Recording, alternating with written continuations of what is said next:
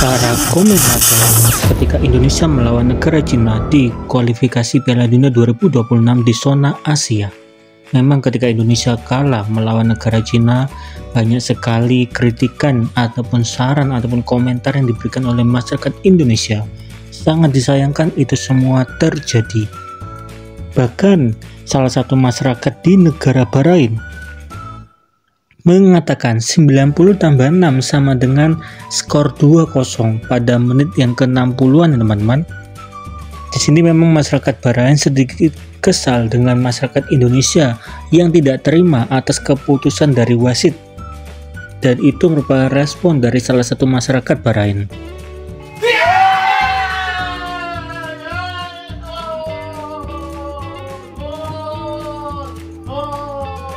Satu lagi. Indonesia tanah air beta usahakan. Tentu saja respon yang diberikan oleh ayah dari Fadil Zaidi yang mempunyai nama Pakmu merupakan salah satu respon yang mewakili masyarakat Indonesia.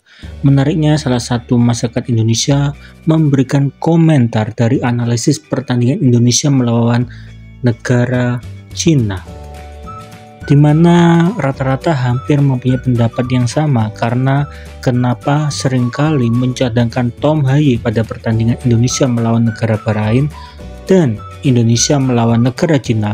Sangat disayangkan, padahal Tom Haye merupakan pemain penting bagi negara Indonesia di lini tengah teman-teman. Bahkan banyak orang juga memberikan kritikan kepada kapten timnas Indonesia yaitu Asnawi. Di satu sisi terdapat juga masyarakat Indonesia yang melakukan evaluasi seperti Coach Sintayong masih belum mempunyai starter yang sangat bagus untuk eksekusi bola ya teman-teman. Sedangkan untuk Asnawi bersama Seni juga seringkali membuat kesalahan. Sampai-sampai Rizky Ridho bersama Tom Haye di babak kedua ketika masuk, permainan Indonesia sedikit berubah dan lebih bagus ya teman-teman daripada babak pertama.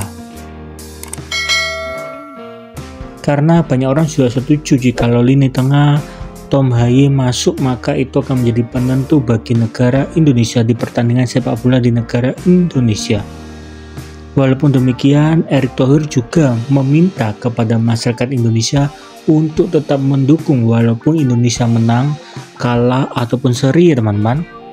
Dan Erick Thohir juga berjanji sepulang dari Cina, Erick Thohir berencana untuk mengadakan evaluasi, dan ini menjadi poin yang penting ya teman-teman, karena tidak bisa dipungkiri babak pertama Indonesia sangat disayangkan, banyak sekali bola yang salah umpan dan Indonesia harus kecolongan gol di babak pertama.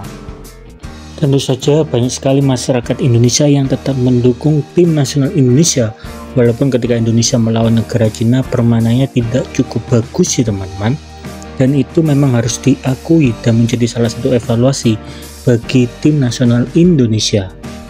Menariknya, berbagai macam para pengamat sepak bola di negara Indonesia mulai membuka suara, seperti salah satunya Coach Justin mengatakan bahwa selisih Indonesia dengan negara Australia, Arab Saudi dan juga negara Bahrain selisihnya hanya beda sedikit ya teman-teman. Pada saat video ini dibuat, selisih paling banyak 2 poin ya teman-teman. Indonesia mendapatkan 3 poin dan Australia, Arab Saudi dan Bahrain mendapatkan 5 poin. Jadi Indonesia ketika bisa menang 1 kali, maka Indonesia sudah bisa berada mendapatkan poin di atas 6 ya teman-teman. Jadi selisihnya sangat tipis yang membuat Indonesia bisa tetap maju menuju ke posisi 3, 4 ataupun 2. Tapi tetap sebelum menuju ke sana, Indonesia mempunyai PR yang besar ketika Indonesia melawan negara Cina. Evaluasi demi evaluasi wajib dilakukan ya teman-teman, karena banyak sekali kesalahan demi kesalahan yang terjadi. Tanpa perlu dijelaskan, teman-teman pasti sudah sangat setuju kesalahan demi kesalahan yang terjadi cukup fatal sampai-sampai Indonesia harus ketinggalan 2-0 di babak pertama ketika Indonesia melawan negara Cina. Kan target selalu 3-4. Iya, kita playoff lah, nggak mungkin lolos. Sangat bisa. Enggak lah, playoff aja kan. Dengan hasil yang nggak kita prediksi ini, kita kan sebenarnya asumsi ya, ini kan kans kita terbesar dapat poin penuh kan sebenarnya ada di lawan Cina. Berarti dengan kekalahan ini sebenarnya kan margin of error kita di tempat lain tuh udah dibilang udah nggak boleh ada sama sekali. Gini, kita itu cuma selisih 2 poin dibanding rank 2 loh. Only 2 points. Asumsi Saudi Bahrain Senin ntar malam. Kalau enggak pun poin 2 dengan rank 3.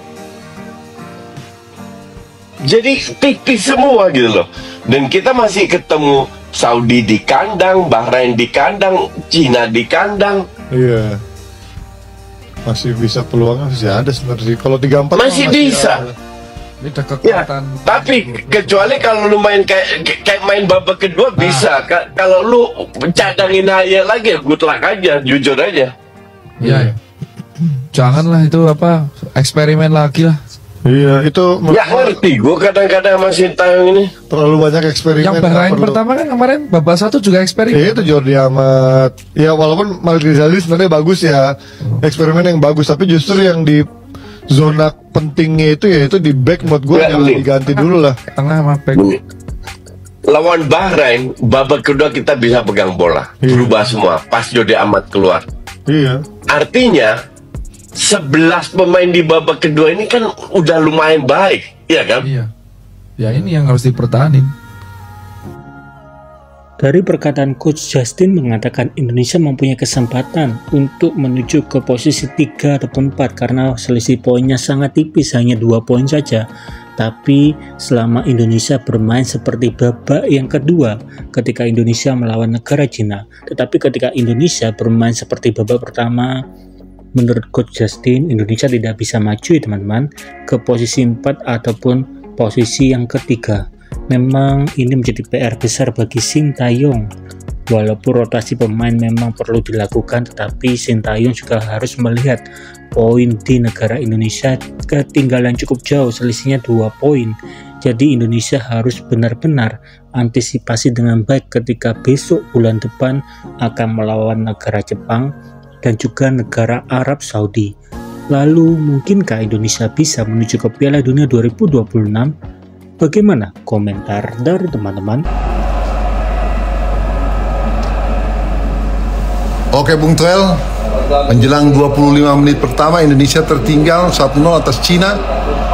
Setelah terjadi skrimmage tadi di kotak penalti kita, Indonesia, komentar Anda? Ya, sementara tertinggal 0-1 Indonesia. Saya koreksi, ternyata bukan 4-3-3 karena setelah 10 menit berjalan Indonesia main dengan 3 center back lagi. J.I.J.S di tengah, Mes Hilger di kanan, Calvin Verdong di kiri.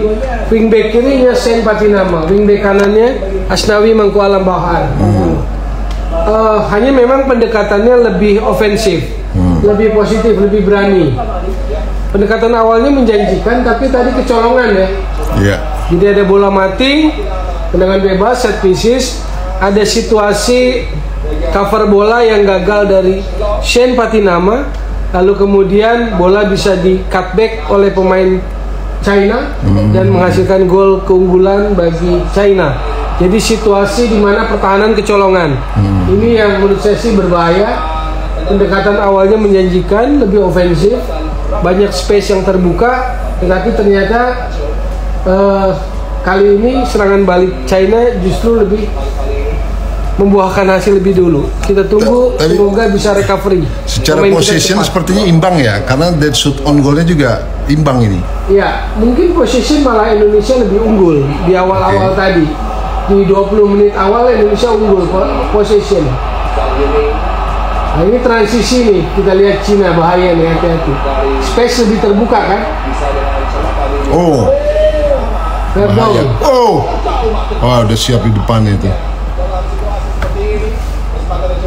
Jauh oke. ini baru 1 shoot on goal, 1 tendangan Indonesia ke arah gawang. Menit ke-11 Indonesia baru 1 kali shooting ke arah gawang dalam 25 menit pertandingan yang berjalan. Oke, itu komen Bung Toel. Di 25 menit pertama Indonesia tertinggal 1-0 atas China. Kita akan nantikan lagi komentar dia berikutnya di babak 1. Lebih tenang ya dikarenakan situasi bola di belakang.